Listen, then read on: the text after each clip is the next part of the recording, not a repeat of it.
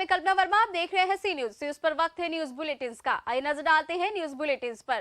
प्राचीन और सांस्कृतिक धरोहर को संजो कर रखने वाले मिर्जापुर जिले में अपनी विरासत को सजा सवार कर रखने की कवायद नगर पालिका परिषद ने आरंभ कर दी है। कभी लोगों की प्यास बुझाने वाले पत्थरों पर बेजोड़ नक्काशी से सजे कुएं को सजाए जाने से लोग खुश हैं। इससे धरोहर जल के साथ ही पर्यावरण संरक्षण होगा।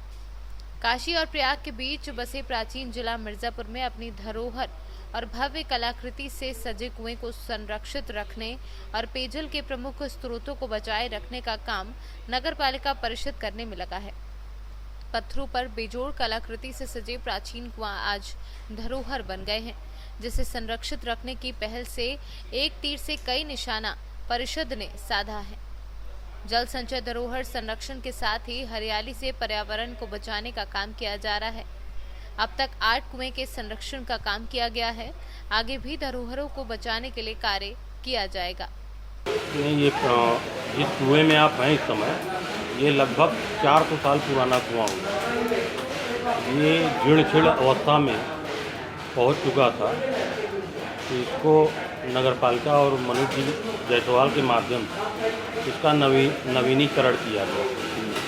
ये एक ज़माने में ये कुआं अपने समय में जो सुंदरता थी इसकी, वही सुंदरता आज भी ये कायम किया गया।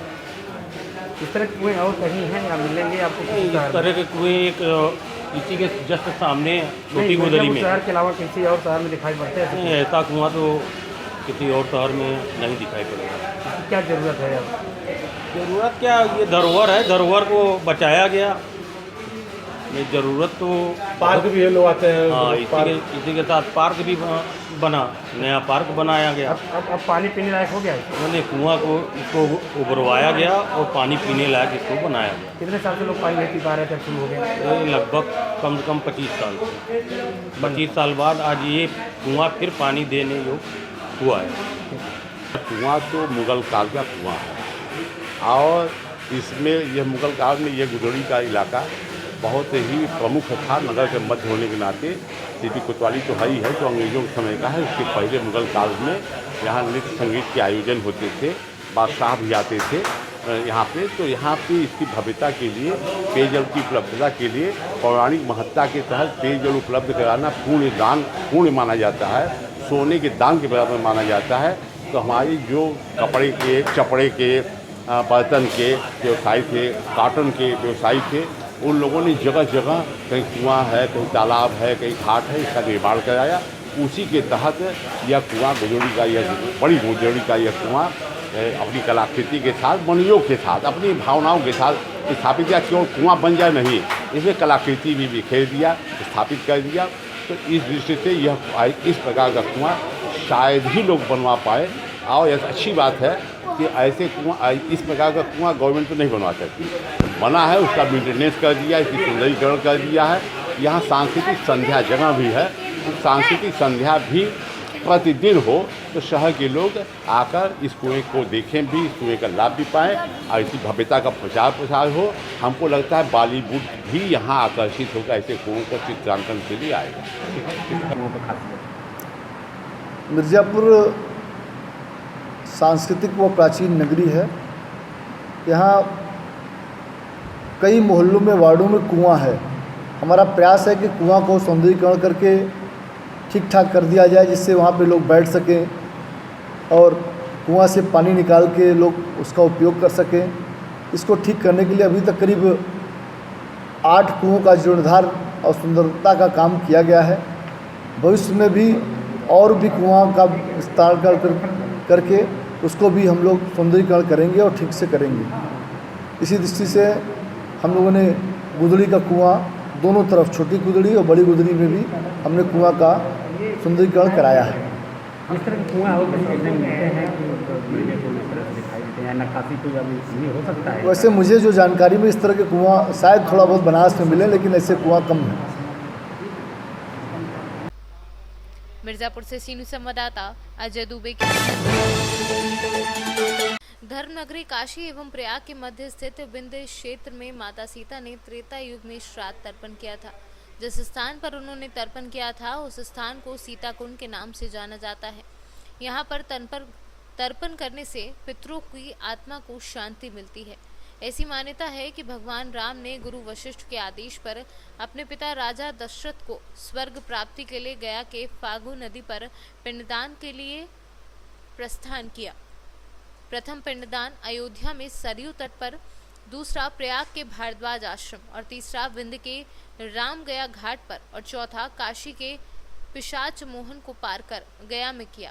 उसी समय माता सीता ने सीता कुंड का सृजन कर पुरखों का तर्पण मिर्जापुर के विंध्याचल की पहाड़ी पर किया और आज भी उसी परंपरा को जीवित बनाए महिलाएं पितरों का तर्पण करती हैं। अनिल कुमार दुबे।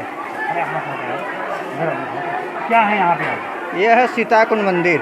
ये जो है कि ऐसा किंवदंती है कि वनवास के समय भगवान राम, माँ जानकी और लक्ष्मण जी एक साथ जो है कि वनवास में गए थे। यह विंध्य पर्वत है, यह विंध्य पर्वत है। तो इस रास्ते से माँ जानकी को प्यास लग गई तो लक्ष्मण जी ने तीर मार करके इस जल को निकाला, तभी से इस कुंड का नाम सीता कुंड पड़ गया है।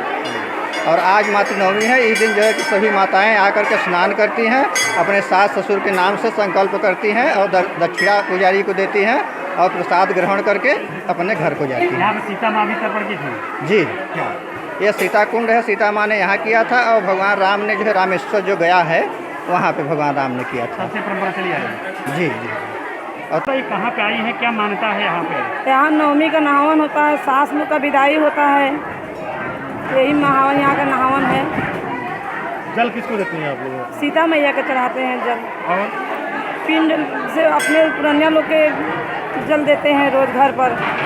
ये कब से चला आ रहा है, क्या बताया जाता है आपको? अरे ये तो आज एक हफ्ता नवमी, आज 9 दिन हो गया। नहीं, कब से, मतलब सीता माँ के समय से?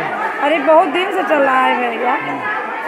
तो आज से नहीं चल रहा है कि चलिए आज से चल रहा है। नहीं, आपको क्या बताया गया है? सीता माँ भी अपने पूर्वज किए थे। हाँ, हमारे लोग क्या बताया गया कि यहाँ नहाने से सास ससुर का पुण्य होता है, यही सब नहावन यहाँ लगता है।